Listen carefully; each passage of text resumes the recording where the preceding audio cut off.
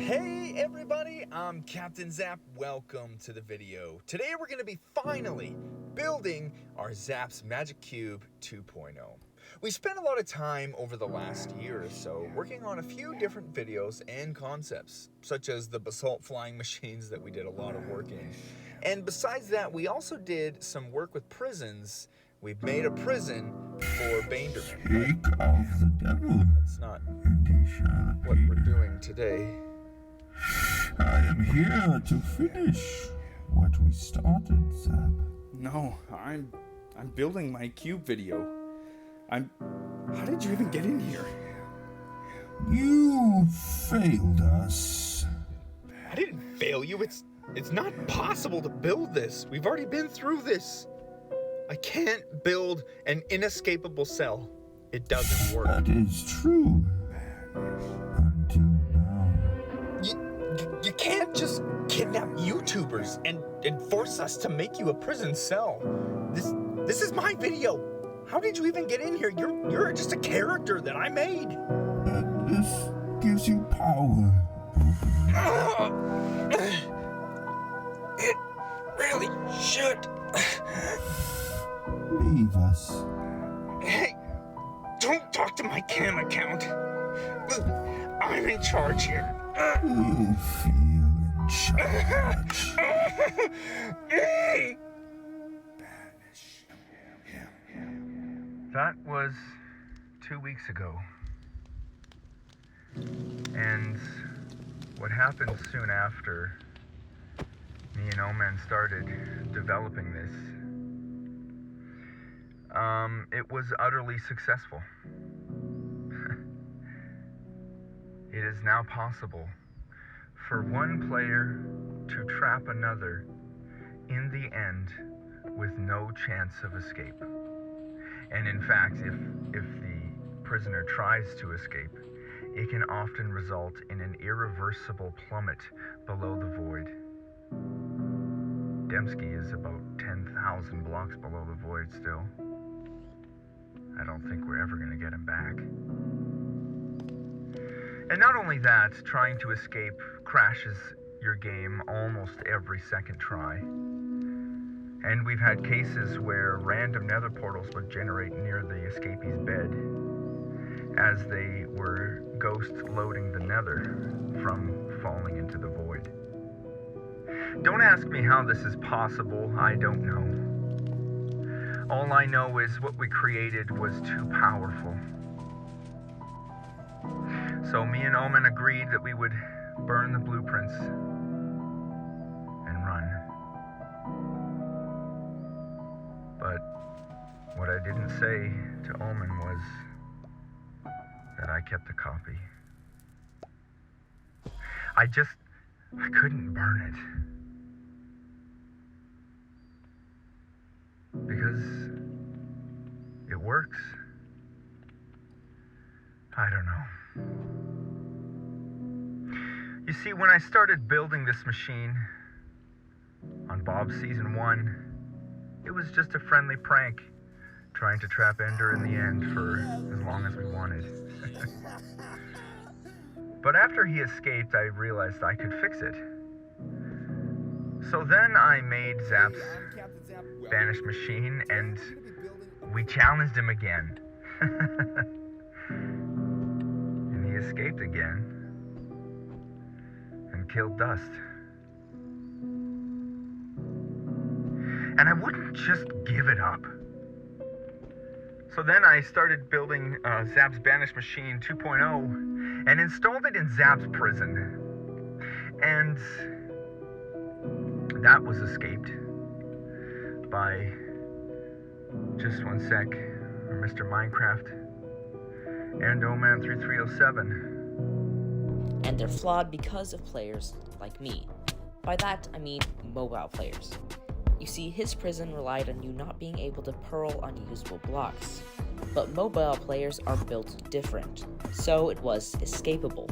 It also relied on And I guess that's where he got the idea to bring Oman into this. Anyway, so after me and Oman finished the design, we decided to destroy it. But I just couldn't. So of all my failures with this machine, I guess my greatest failure was that. And now that it will be released, no server is safe. So many people are going to be banished. And I'm sorry, everyone. I just couldn't do the right thing. What a lovely, lovely video. We are here to put an end to the borrowed ticks you've all been living on. We are Mojang's Reckoning. Here for justice. Justice for all the mobs who have been trapped and farmed and traded with.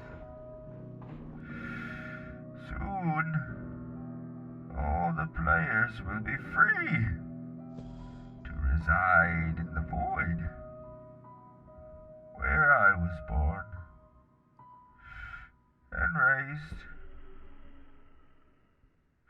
And when we release this, all of the villains will build this on all the servers. And they will be putting all of the members into the void forever. And the overworld will be pure. So, pay attention and proceed.